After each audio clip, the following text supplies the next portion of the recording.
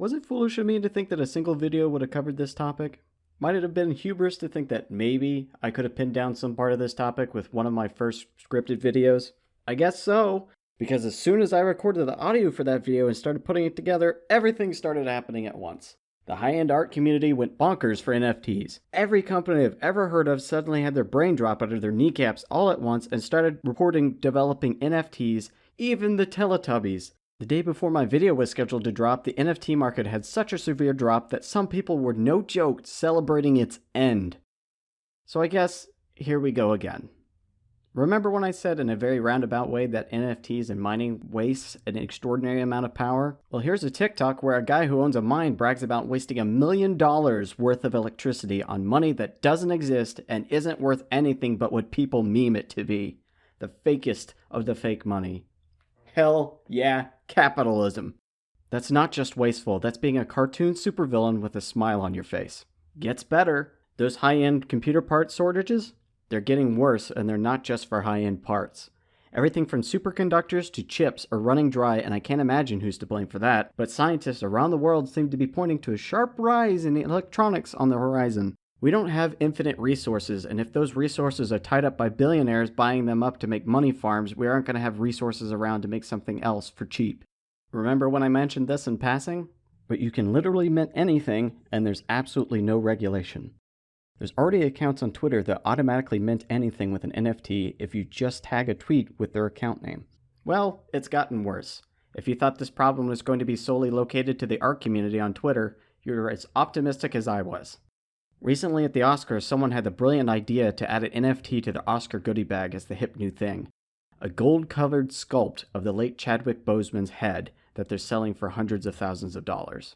Let's put the whole disrespect for the dead thing aside for a minute, which is honestly really hard for me to do. The person who made the NFT didn't even make the sculpt. They got the sculpt from another artist who put the sculpt up for sale on a 3D model site for $50. Even worse, it came out days later that the artist who made the sculpt wasn't even paid for it. So in summary, an artist made a sculpt of an actor, the sculpt was stolen and turned into a terrible vaporwave album cover at the expense of the environment and is being sold for hundreds of thousands of dollars without the permission or thought of his family or legacy. And I keep thinking that this is going to be a one-time thing, but it just keeps happening.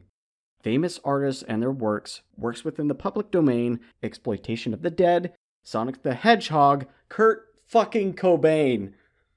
In short, it's exhausting. Oh, and side note, if you're an artist and you aren't making NFTs yourself, your art can still be made into an NFT. Beyond just theft, this account's been documented stealing art pieces en masse and turning them into curations and selling them as an aesthetic batch, all without the permission of the owners and their works. Every day there's a new person to block to keep your art safe. On another note, I guess it just never hit me how much energy the average crypto transaction wastes compared to other platforms, so let me compare it to the platform you're using right now. You could watch every video I've ever made and will ever make, and possibly every creator you've ever watched, and not waste as much energy as cryptocurrency does every day. The average Bitcoin transaction, for instance, uses the same energy as a person watching thousands of hours of YouTube. It's capitalism made as streamlined as possible. Cryptocurrency and NFTs work because people believe that they have value. The idea is to buy them kind of like collector's coins, then trade them off as soon as their value spikes. The difference between this and most other things that get traded is that they aren't attached to a physical thing. It kind of goes without saying, I guess. Gold coins have actual value in their actual composition. In the end, they have actual worth even if the dollar fails. Because cryptocurrencies and NFTs don't have this, they can fluctuate in value wildly. As a result, they can hit massive lows and massive highs. People see the hits when people sell off their crypto and the NFTs on the highs and make it rich, and dismiss the many misses when people lose money and ruin the environment throughout. It's human psychology conspiring with the sunk cost fallacy to the nth degree. But let me be very clear here at the end. Even if it weren't a lie that NFTs and cryptocurrency are a good way to make it rich, and everyone who made an NFT owned the work and made thousands of dollars off of it, it still would not be an ethically sound market in my book.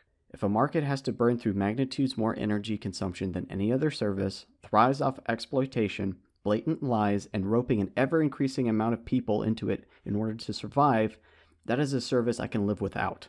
What's more, it's starting to sound more and more like a pyramid scheme. Whenever I go into threads and discussions looking for more information from the cryptocurrency and NFT world in favor of it, the less I see actual points and more I see variations of this phrase to refute people who have criticisms. Be dumb and poor then. Clearly, it's supposed to be dismissive. But the phrase has been really interesting for me to watch develop because instead, it always comes across less like a sick burn and more like a guy who's really sure that the 40th lottery ticket is going to pay off. NFTs don't protect anyone's art, and a majority of artists lose money and followers by making and selling NFTs. The fees for minting can be massive. It's not worth the time, effort, and struggle when all you're really accomplishing is perpetuating a system that exploits the dead, the artist, benefits the wealthy, and is actively hurting the environment.